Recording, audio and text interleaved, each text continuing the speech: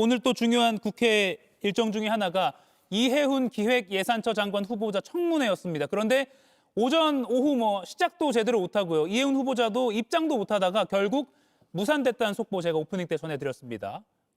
오전의 장면 보시죠.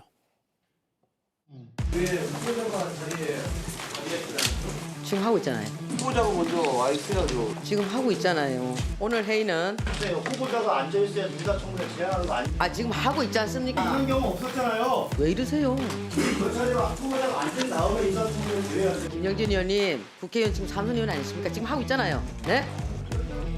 자, 오늘 회의는 국회법 제52조 제3호에 따라 지난 1월 18일에 더불어민주당 정태호 간사님 등 13인으로부터 전체 회의 개회 요구가 있어서 열리게 되었습니다.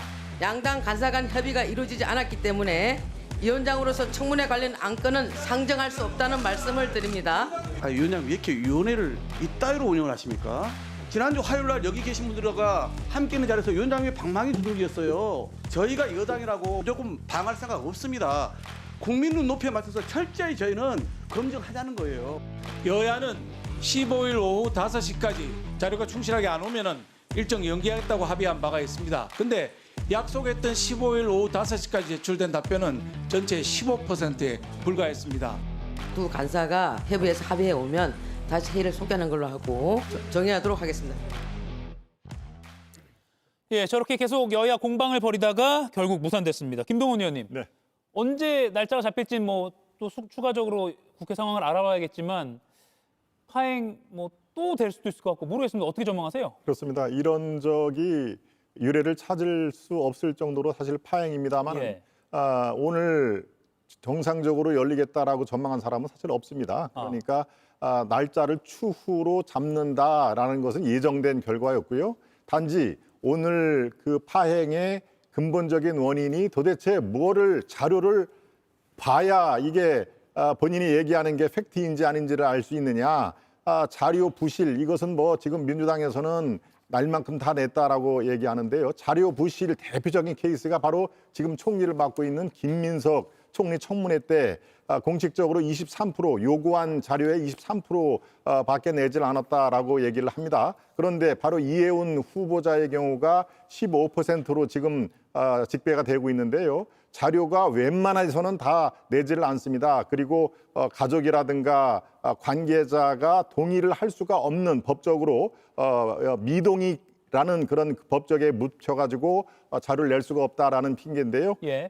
이것이 계속 이런 식으로 파행이 지나면은 이 이해훈 청문회가 밑도 끝도 없이 아마 지방선거 바로 밑까지 이게 이 대한민국 정치를 스톱시키는 그런 상황이 될 수가 있는데요. 이것은 어느 정도 예견이 충분히 될 수가 있느냐. 왜냐? 바로 이건 정상적인 인사 과정이 아니었기 때문입니다.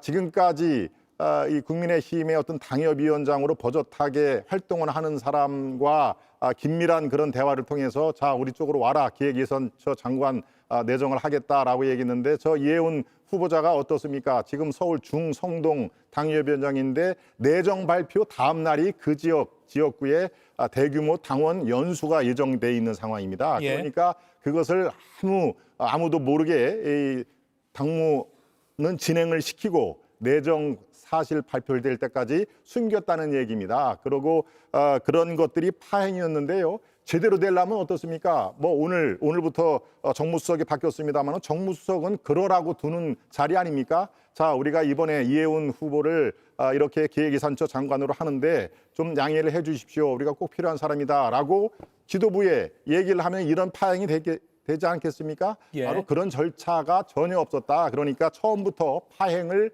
자초를 했다라고 보는 게 정상일 것 같습니다. 시작부터 뭔가 이른바 절차를 제대로 매너도 그렇고 상대당의 그러니까 자당의 원래 소속당 국민의힘 쪽에도 말도 안 했고 그런 것부터 지적을 해주셨습니다. 장윤주 의원님. 네. 야당은 자료 제출이 불성실했다. 오늘은 그 탓을 하고 있거든요. 글쎄요, 자료 제출을 얼마큼 했느냐에 대해서는 지금 여야에서 그리고 후보자가 바라보는 시각이 조금 다른 것 같습니다. 지금 국민의힘에서는 뭐 10%대다 이렇게 얘기하고 있지만 막상 후보자는 훨씬 더 많이 자료 제출을 했다라고 주장하고 있기 때문에 이것은 좀 바라보는 관점에 따라 좀 다르지 않나라는 생각은 듭니다. 그런데 자료 제출에 앞서서 그러면 국회의원들이 또 청문위원들이 요구하는 자료는 모두 다 제출을 해야 되는지 저는 먼저 거기에 본질적인 의문이 있습니다. 자료 요구라고 해서 무조건 이것이 정당한지도 좀 들여다봐야 될 것 같은데요. 당연히 후보자의 자질이라든지 뭐 능력이라든지 이런 것을 검증하는 차원에서 관련 있는 자료다라고 한다면 당연히 제출을 요구할 수 있고 당연히 그 요구에 응해야 되는 것이 당연한 의무라고 할 수 있겠지만 사실상 어떤 청문회와 관련이 없거나 너무 광범위하거나 또는 가족들의 어떤 내밀한 부분과 관련해 있는 개인정보를 요구하는 경우에는 좀 과하다라는 평가도 분명히 있어 왔는데 이런 요구에 대해서도 어느 정도까지 응해야 되는지에 대해서는 저는 공론화가 좀 필요하지 않나라는 생각도 듭니다. 그렇기 때문에 단순히 자료 제출이 부족하기 때문에 청문회를 열지 않는다. 이것은 저는 국민적인 명분이나 공감대를 있기 어렵다라고 생각하고요. 예. 오히려 국민들이 보시기에는 이해운 후보자의 육성으로 해명을 듣고 싶어 하시는 국민들이 많으실 거라고 저는 생각합니다. 특히 뭐 부동산 문제라든지 뭐 청약 문제라든지 이런 부분에 대해서는 후보자가 본인이 불법이 없다라고 했고 해명하겠다고 했는데 국민들께서 아마 오늘 청문회를 기다려줬을 것 같습니다. 과연 후보자가 뭐라고 해명하는지 듣고 싶었을 것 같은데요. 예. 이 국민 검증의 기회를 야당이 무슨 자격으로 박탈하는지 이 부분에 대해서는 저는 국민들의 성토 있을 거라고 생각합니다. 예, 이해운 장관 후보자 육성 많이 듣지 못했는데 있긴 있었습니다. 자료 제출이 미흡하다는 이 국민의힘 쪽의 지적에 청문회장 밖에서 이렇게 답했습니다. 청문회가 열려서 국민들 앞에 소상히 소명할 수 있는 기회를 갖기를 기다리고 있습니다. 갖고 있거나 우리가 확보할 수 있는 건 다 제출했습니다. 15% 정도라고 주장하시던데 15%는 과장일까요? 과장이지요. 저희가 75% 정도 냈습니다. 야당에서는 사퇴 요구까지 나오고 있는데 국민 앞에 설명부터 드려야죠. 예, 결국 많은 의혹에 대해서 직접 이 후보자의 목소리를 듣는 것은 오늘은 넘어갔습니다. 김기용 의원님, 네. 반포 아파트 장남 이른바 위장 미혼인가요? 네, 위장비용. 여러 가지 의혹이 있는데 어떤 게 가장 걸림돌이 될 걸로 보세요? 저는 국민들 갑질, 저 사실 매번 듣는 건 하지만 여러 번 들었음에도 불구하고 들을 때마다 깜짝깜짝 놀라거든요. 예.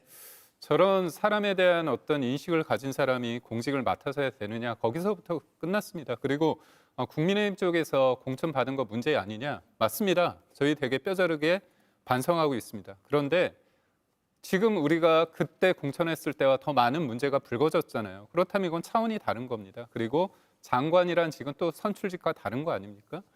그리고 또 지금 이미 서면으로 낸 자료를 봤을 때 앵커께서 말씀하시는 그 서초동 아파트 관련해서 예. 그 결혼한 며느리를 뭐라고 표현합니까? 약혼자라고 얘기합니다. 그거 위장 미혼이기 때문에 본인이 떳떳하지 못하니까 결혼했음에도 불구하고 며느리라고 얘기 못하고 약혼자라고 약혼녀라고 얘기를 했습니다.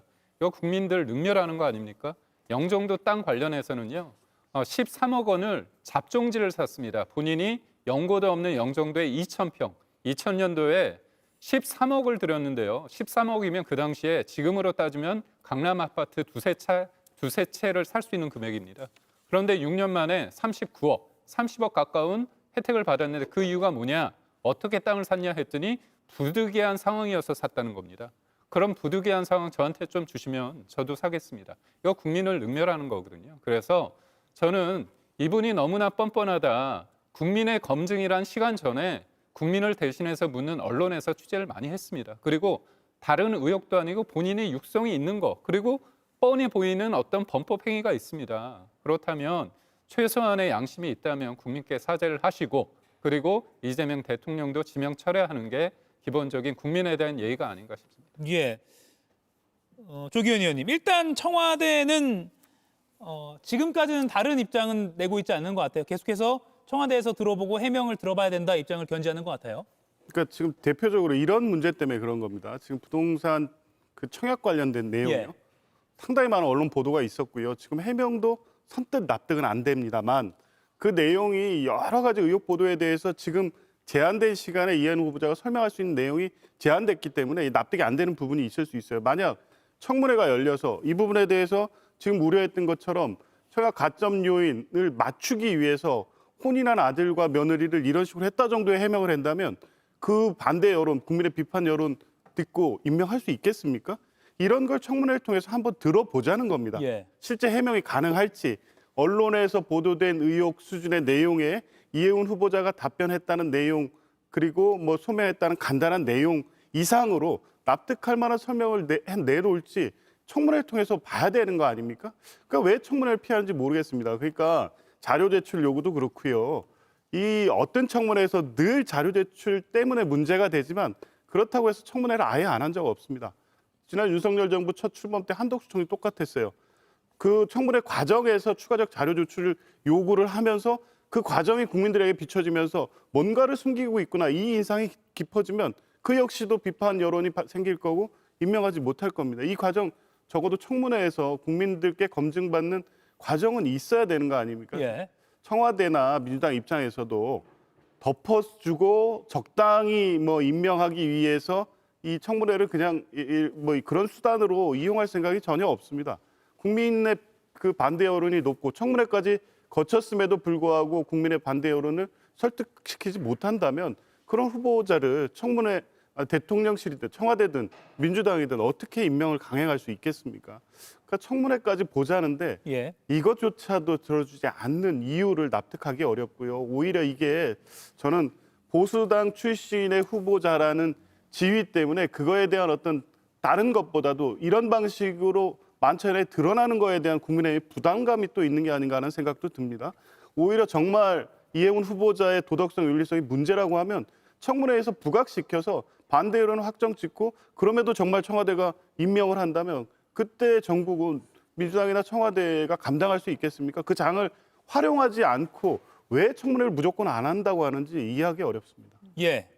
들을 기회조차 박탈된 것에 대한 아쉬움을 표하셨습니다. 국민들도 오늘 어떻게 해명하나, 그러니까 뭐 이해운 후보자에 대한 옹호 여부를 떠나서요. 그럴 궁금증이 있었을 텐데 그런 점은 방송을 하는 저도 좀 아쉽긴 하네요. 어떤 발언할지 궁금했는데. 잠깐만 말씀드릴게요. 잠시 미소를 지었던 김경희 의원님. 아니 왜 그러냐면 저희가 예. 문제가 있는데 저희가 그게 문제가 있다고 드러나서 저희가 나쁠 게 뭐가 있습니까?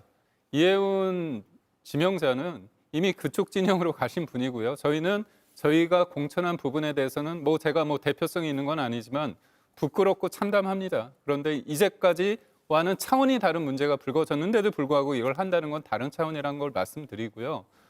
그리고 저희도 청문회 하고 싶습니다. 그렇다면 당당하게 본인의 가족이 헌혈했다는 거, 저도 헌혈 30번 넘게 해가지고 은장상 받았거든요. 그런 거 말고 진짜 국민들의 의혹을 풀 수 있는 만한 내용을 제시하라 이겁니다. 그러니까 근데 계속 이제 헌혈증만 제출한 것처럼 얘기하는데요. 예. 실제 국민의힘이 요구하는 재료 중에는 부족하다고 느낄 만할 수 있습니다. 그런데 전체 요구 자료 중에 75% 정도 제출됐다는 거 아닙니까?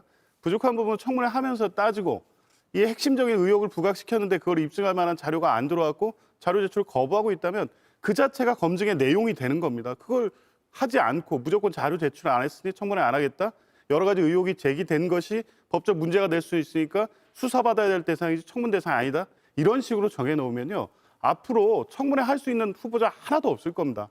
일단 하고 판단해도 늦지 않다는 예, 거죠. 알겠습니다. 또 날짜가 다시 잡히면 그때는 과연 이 후보자의 육성으로 갖가지 의혹에 대한 해명을 들을 수 있을지, 또 이에 대해서 뭐 민주당, 국민의힘 의원들 뭐 꾸중을 하든 또 국민들이 판단을 할 테니까요. 그런 기회가 있을지도 지켜보겠습니다. 이가혁 라이브를 시청해 주셔서 고맙습니다. 이가혁 라이브는 평일 오후 5시 TV와 유튜브로 실시간으로도 함께 하실 수 있습니다.